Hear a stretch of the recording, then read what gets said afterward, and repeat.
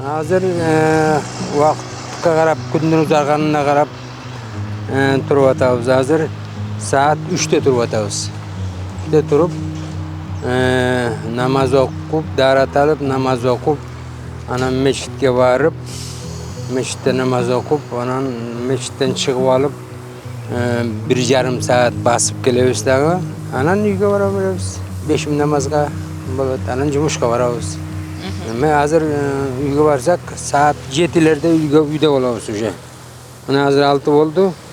7-лерде үйдө болуп, уже үйдө 1 саат, 2 саат дем алып алып, анан жумушка барабыз. Мен 35 жашымда баштагам. Азыр 86га келдим. Ошондон бери тынбастан эле мурун 80 жашка чейин чуркап жүрдүм. Азыр 80ден өткөндөн кийин катуу басып жүрүп атам. Экөө тең абдан пайдалуу. Эки пайда болуп атат. Биринчиден Аллах Тааланы унутпастан зикир айтып басасыз. Зикир дегенди билесиз го? Анан экинчи жагы баскан пайдалуу. Ошон үчүн оору церковдон алысмын. Аллах Таала ден соолук берип атат. Азыр меники 2 группа бар. Бирөө жашыраак балдар, бирөө 4 бала. Жоламанга окшогондор. Чоң спортка катышкандар. Жоламан, Автандил деген бала бар. Аркып деген бала бар. Ушу балдар алар сборный командада чоң соревнованияларга катышып атат. Эң жакшы кичинекей балдар менен мен азыр тренировка кылдырбай калдым. Алар 8-7 жаштарында келип атат азыр. Мурун биздин убакта эң эле жашы 15, андан 20га чейин келишчү да тренировкага. Азыр булар жашарып барып, азыр 7 жаштагы балдар келип атат. 3-чү класс, 4-чү класста кичинекей гезет таптым. Гезеттен окусам, физкультурный институт деп жазылып кетти. Ой, физкультурный институт болот экен да деп таң калдым дагы, ушуга мен барам деп. Ошондон эле ошо кызыгып калдым. Анан эле өзүмчө эле тренировкалар берип, тиги бокска да бардым, волейбол, баскетболго да бардым школда, капитан команда болуп жүрдүм школда. Анан жашым бир 17ге келгенде барбага келип токтодум. Талас шаарында күрөш жакшы өнүккөн болчу да ошол убакта. Сабит Мурзахмедов деген армияга барып, армиядан ошо спорт менен машыгып, чемпион Алтайский край болуп, анан биздин Таласка келген. Ошол уюштурду. Ал убакта карачайлар, чечендер бар болчу берди. Чоң балдар ошолорго аралашып тренировка кылып жүрдүк. Талас Кыргызстандын биринчилигин утуп жүрчү ошол убакта. Кыргызстандын биринчилигин. Бизден жакшы спортсмендер чыккан. Ешим Кутманалиев деген берде чоң болуп жүрдү. Спорттун алганы башкарып жүрдү көп жылдан бери.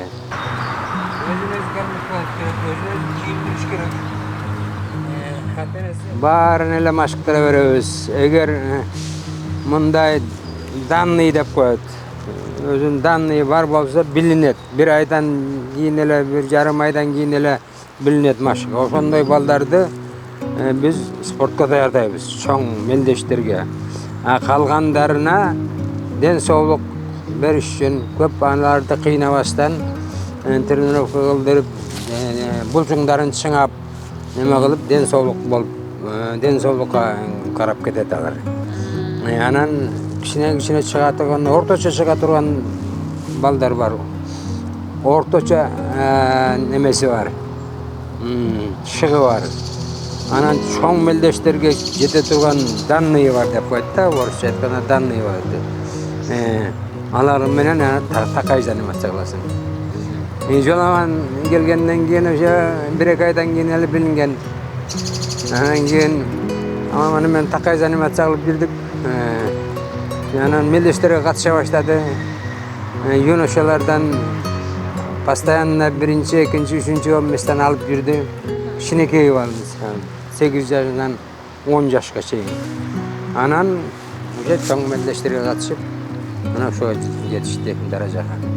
Мындайлар абдан редкий болот да.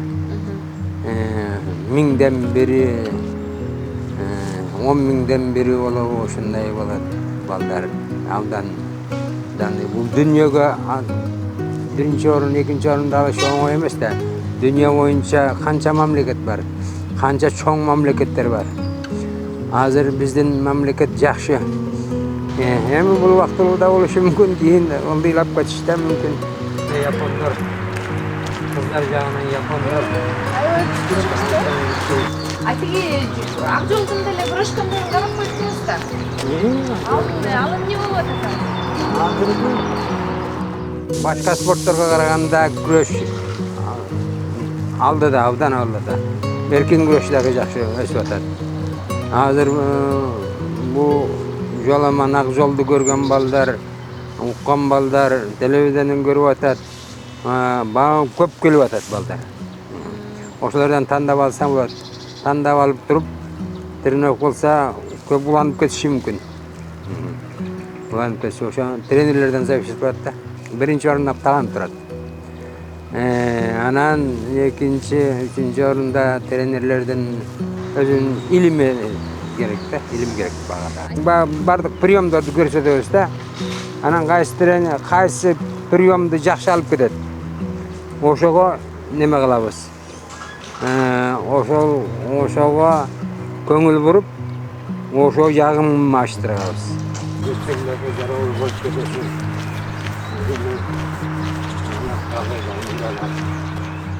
Бардык возрасттар боюнча, юноша, молодежь, анан взрослый боюнча ушу 60 жылдын ичинде мен да баарын жазып койгом. 90га жакын жолу Кыргызстандын желегин көтөрүлдү балдар. Мурунку убакта Динамо деп койчу, буревестник обществолор бар. Ошондон Союздун биринчилиги болчу. Ошондон биринчи, экинчи, үчүнчү алгандар желек көтөрүлөт. Ошондо Кыргызстандын желеги да көтөрүлөт. Эгер биздин баладан бирөө же биринчи, экинчи, үчүнчү алып алса. Ошондойлордон, жаш балдардан болуп, молодежьдан болуп, анан взрослыйлардан болуп, ошо 90га жакын жолу 60 жылдын ичинде 90га жакын желек көтөрүлдү да. Бул спортто жалаң эле тренировка кылбастан Алланы да эстен чыгарбаш керек. Результат бере тургандагы, ийгилик бере тургандагы Алла Таала өзүңнүн эмгегиң керек, анан Алла Тааланын жардамы керек. Алла Таала берем десе берет. Эгер тартибиң жаман болсо, мамилең жаман болсо, так бир жолу чыгасың да анан кийин эле Аллах чыгарбайт сени. Ошон үчүн тартибиң жакшы болуш керек. Мен жоламанга ар дайым айтам. Жеңгенден кийин өкүрүп бакырып мындай кылбагын деп. Кээ бирлер запаттагылар ошондой кылат го. Анан скромный гана минтип коюп кете бер.